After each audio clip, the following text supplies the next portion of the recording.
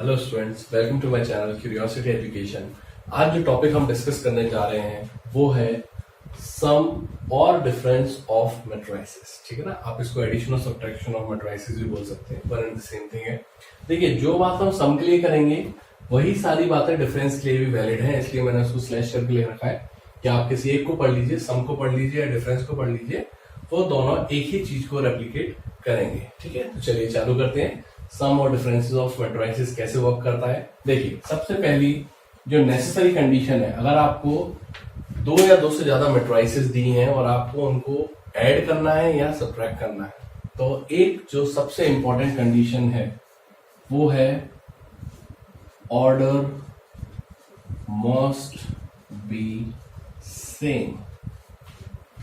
सभी मैट्रिसेस के जो ऑर्डर हैं वो सेम होना चाहिए, तभी आप मैट्रिसेस को ऐड या सब्ट्रैक्ट कर सकते हैं। ठीक है, इस चीज को ध्यान रखिएगा हमेशा। अब देखिए, चलिए मैंने मान लिया कि मुझे ऑर्डर जो है वो सेम दिया हुआ है।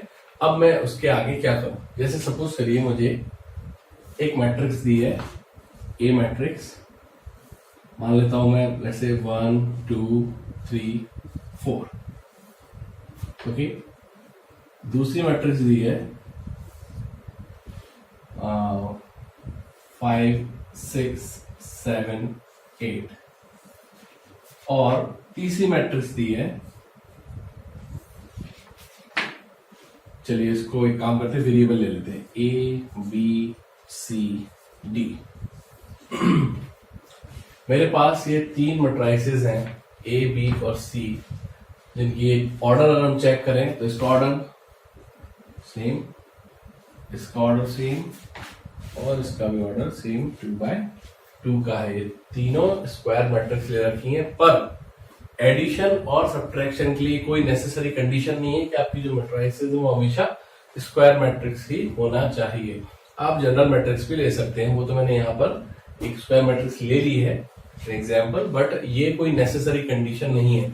नेसेसरी कंडीशन क्या है कि जो भी मैट्रिक्स ले आप, ठीक है, भले ही वो 2/3 की हो, 3/4 की हो, किसी भी ऑर्डर की हो, सारे मैट्रिसेस के ऑर्डर फिर वही होने चाहिए, है ना, डिफरेंट नहीं होने चाहिए। जैसे यहाँ पर देखिए 2/2 मैंने सभी के ऑर्डर ले रखे हैं। अब मुझसे अगर बोला जाए A plus B plus C करिए, अच्छा चलिए पहले दो ले लेते हैं फिर सिस्टमेटिकली चलते हैं। पहले A प्लस B करिए। A प्लस बी का मतलब ये है कि आपको इन दोनों मैट्रिक्स के जो एलिमेंट्स हैं उनको ऐड करना है, पर किस तरीके से, याद रखिएगा, जो इनके रिस्पेक्टिव एलिमेंट्स हैं, रिस्पेक्टिव वर्ड्स में समझा चुका हूं आपको। रिस्पेक्टिव का मतलब क्या होता है, जो इसकी पोजीशन है वही पोजीशन यहां पर जिसकी होगी वो दोनों आपस में ऐड होंगे या सब्ट्रैक्ट होंगे। जैसे यहां पर मुझे ऐड करना है, तो मेरा जो एडिशन होगा वो होगा 1 + 5 2 + 6 3 + 7 एंड 4 + 8। तो जो मेरा A + B का आंसर आएगा that is 6 8 10 and 12। So this is my A + B। Okay, अच्छा अगर मैं B + A करता तो कोई फर्क पड़ता क्या इसमें? नहीं पड़ता। 5 + 1 लिख देता, 6 + 2 लिख देता, 7 + 3 4 + 8 लिख देता ना। तो मैं ये बोल सकता हूं इसको देखकर कि A + B = होगा B + A। ठीक है ना, आप इसको इसके साथ ऐड करें या इसको इसके साथ ऐड करें, आगे पीछे कोई फर्क नहीं पड़ता। और इस प्रॉपर्टी को क्या कहते हैं, हम छोटी क्लासेस में हम पढ़ा है कि अगर A + B = B + A हो तो इस प्रॉपर्टी को कहते हैं commutative property. So you can say that the addition or subtraction, or you can say sum or the difference of matrices is commutative in nature। ठीक है ना, ये commutative property को follow करता है, मतलब A + B = B + A रहेगा। Okay, अच्छा अगर मैं इसमें अब A + B तो निकाल लिया, सपोज करिए मैं आपसे A + B + C निकलवाऊं, A + B + C। देखिए आप A + B तो निकाल चुके हैं ऑलरेडी, अब आपको C भी ऐड करना है इसमें, तो वही वाली बात है, रिस्पेक्टिव एलिमेंट्स ऐड होंगे, तो ये क्या हो जाएगा 6 + A 8 + B 10 plus C and 12 plus D. क्या आप इसको फर्दर सॉल्व कर पाएंगे? नहीं कर पाएंगे। क्यों नहीं कर पाएंगे? क्योंकि ये एक नंबर है, ये एक वेरिएबल है, आपस में एडअप नहीं हो पाएंगे। तो a plus B plus C की वैल्यू आ गई 6 plus A plus B 10 plus C, 6 plus A 8 plus B 10 plus C and 12 plus D. ये आपके a plus B plus C की वैल्यू आ गई। अच्छा एक बात आइए, अगर a plus B plus C की जगह पहले मैं b प्लस सी करता, देख लेते हैं। अगर मैं यहाँ पे b प्लस सी आपसे बोलता करने के लिए तो क्या होता? b प्लस सी करता तो ये हो जाता 5 plus A 6 plus B 7 plus C and 8 plus D. ये आपका b प्लस सी आ जाता। और इसके बाद में आपसे कहता कि अब a और ऐड कर दो, मतलब a प्लस बी प्लस सी, ऐसा बोल रहा हूं मैं आपसे। चाहे तो आप इसको ऐसे कर लीजिए, इसका को क्लियरली समझ में आएगा। यहां पर भी आप ऐसे कर लीजिए। तो अब मैं a ऐड कर रहा हूं, तो जब मैं a ऐड करूंगा तो 5 प्लस a, तो था ही पहले से 1 और ऐड हो जाएगा, 6 plus b plus 2, 7 plus c plus 3, 8 plus d plus 4, ये हो जाएगा। तो यहां से a plus b plus c की जो वैल्यू है 6 plus a, 8 plus b, 10 plus c and 12 plus d आ जाएगी। अगर आप देखिए वैल्यू सेम आ रही है, तो क्या मैं ये लिख सकता हूं कि a plus B plus C equals to होगा a plus B plus C. मतलब अगर 3 मैट्रिसेस हैं तो पहली 2 को ऐड करके थर्ड के साथ में एडिशन कर दो, या फिर लास्ट 2 कर दो और पहले के साथ में कर दो, तो कोई फर्क नहीं पड़ता। इसको भी एक स्पेशल प्रॉपर्टी कहते हैं, छोटी क्लासेस में अभी पढ़ा है आपने। क्या कहते हैं इसको? Associative property. एसोसिएटिव प्रॉपर्टी और एसोसिएटिव लॉ में से, ठीक है। तो मतलब सम और difference of matrices are commutative in nature as well as associative in nature, ठीक है ना। मतलब कम्यूटेटिव भी है और एसोसिएटिव भी। कम्यूटेटिव का मतलब a plus B plus 2b plus c, associative मतलब a प्लस बी पहले कर दो फिर c को ऐड करो, या फिर पहले b प्लस c कर दो फिर a को ऐड करो, कोई फर्क नहीं पड़ता। नेक्स्ट इज, अगर हम एक बात आइए a प्लस o करें, o मतलब नल मैट्रिक्स है ना। अगर हम नल मैट्रिक्स के लिए डिफाइन करें इस ऑर्डर के लिए, तो क्या होगी 0 0 0 0। तो अगर मैं आपसे बोलूं a प्लस o करो, तो इसका आंसर क्या आएगा? आपको मालूम है 0 जब आप इनमें ऐड करोगे तो कोई फर्क पड़ेगा क्या? नहीं आएगा। मतलब कि वापस से आपको a मिल जाएगा, ठीक है ना। तो a प्लस o करने पर आपको a वापस से मिल रहा है। इसका मतलब क्या है कि ये जो है ये इसके लिए एडिटिव आइडेंटिटी हो गई। एडिटिव आइडेंटिटी क्या होती है?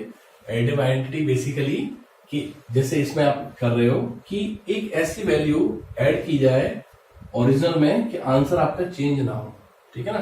तो यहां पर जो नल मैट्रिक्स है वो जो हमारी ओरिजिनल मैट्रिक्स है उसके लिए एडिटिव आइडेंटिटी की तरह से वर्क करेगी। नाउ द नेक्स्ट इज, अगर मैं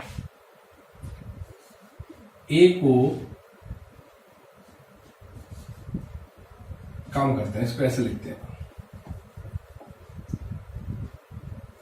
a plus minus of a, तो आंसर क्या आएगा मेरा? नल मैट्रिक्स आएगा। ओके, तो इसको क्या कहेंगे उस केस में? इसको कहेंगे एडिटिव इनवर्स ऑफ a, या फिर आप इसको एक और नाम दे सकते हैं negative of a। Negative of a मतलब क्या है कि अगर मुझसे बोला जाए आपको एक मैट्रिक्स दिया और आपसे बोला जाए इसका एडिटिव इनवर्स निकालिए, तो आपको कुछ नहीं करना है, आपको उसका नेगेटिव ऑफ ए कर देना है, ठीक है ना, माइनस से मल्टीप्लाई कर देना है, तो वो अपने आप उसका एडिटिव इनवर्स बन जाएगा। एडिटिव इनवर्स बेसिकली एक ऐसा नंबर होता है जिसको आप ओरिजिनल में जोड़ें तो आपका आंसर 0 आ जाए। अगर मैट्रिक्स के टर्म में बोले तो एक ऐसी मैट्रिक्स जिसको आप ओरिजिनल मैट्रिक्स में जोड़ें तो आपको एक नल मैट्रिक्स मिले। So this is called additive inverse of A और नेगेटिव इनवर्स ऑफ ए। और एडिटिव आइडेंटिटी किसको बोलते हैं कि एक ऐसा नंबर, अगर हम सिंपल अलजेब्रा के टर्म में बोले कि एक ऐसा नंबर जो ओरिजिनल नंबर को जब आप एडअप करो उसके साथ में तो आपका आंसर अनचेंज रहे, वैसे का वैसे ही रहे। और मैट्रिक्स के टर्म में बोलो तो एक ऐसी मैट्रिक्स जो ओरिजिनल मैट्रिक्स के साथ जब जोड़ी जाए तो आपका जो मैट्रिक्स है वो ओरिजिनल ही रहे, चेंज नहीं हो। तो क्वाइट लॉजिकल, वो आपकी जो है वो नल मैट्रिक्स कहलाएगी। तो इस केस में जो एडिटिव आइडेंटिटी है वो आपकी एक नल मैट्रिक्स है। तो ये कुछ प्रॉपर्टीज मैंने डिस्कस करी हैं, आपकी फिर एग्जाम्पल डिस्कस करी है, समझाया है कि कैसे ऐड करते हैं या कैसे डिफरेंस लेते हैं मैट्रिसेस का। आई होप आपको ये क्लियरली समझ में आया होगा। इसमें मैं एक चीज और आपके साथ में डिस्कस करना चाहता हूं कि अगर हम किसी मैट्रिक्स को किसी एक स्केलर नंबर से मल्टीप्लाई करते हैं तब उसमें क्या चेंजेस आते हैं, ठीक है। तो वो और देख लेते हैं अपन। तो अब जो हम पढ़ रहे हैं वो है multiplication of matrix bye a scalar. अगर आपको एक मैट्रिक्स दी गई है तो अगर उसको एक हम स्केलर नंबर से मल्टीप्लाई करते हैं तो वो किस तरीके से चेंज होती है वो हम स्टडी करते हैं। सपोज करिए एक मैट्रिक्स है आपके पास में A B C D E F G H I, ये आपके पास एक मैट्रिक्स है। अब आपसे मैंने बोला कि आप इसको 4 से मल्टीप्लाई करिए, मतलब 4a बनाइए। तो क्या होगा, ध्यान दीजिएगा, अच्छे से समझ लीजिएगा इसको। जब भी हम किसी स्केलर नंबर से मल्टीप्लाई करते हैं तो इस मैट्रिक्स का हर एलिमेंट उस नंबर से मल्टीप्लाई हो जाता है, ठीक है ना। तो इस चीज को समझ लीजिएगा। तो ये बन जाएगा 4a 4b 4c 4d 4e 4f 4g 4h and 4i। तो ये जो है वो आपकी 4a मैट्रिक्स बन गई। आपने बेसिकली इस मैट्रिक्स को 4 से मल्टीप्लाई करा था। अगर आप माइनस से मल्टीप्लाई करते, सपोज करिए a दिया है और आपसे मैं कहता कि -a बनाइए। -a का मतलब क्या हुआ, आप बेसिकली इसको -1 से मल्टीप्लाई कर रहे हैं तो -a क्या बन जाएगा,